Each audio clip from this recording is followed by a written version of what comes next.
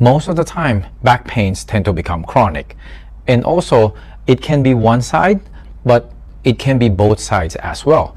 In the location, it can be from your lower back area and can be even on the dimples area here, and can even be going down to your leg. Especially when it radiates down your leg, it can be tingling, numbness, pain, or weakness. It can even cause atrophy in the long term. So if either one of those symptoms, more likely than not, it is lower back pain. So if you have an acute pain that is not caused by a trauma or a strain, it's one-sided and wraps around your side here going to your bladder, chances are you may have kidney stone.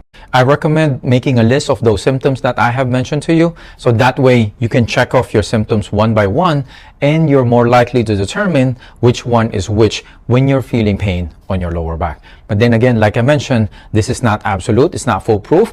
If you're not sure or the pain persists even longer, make sure you consult a specialist.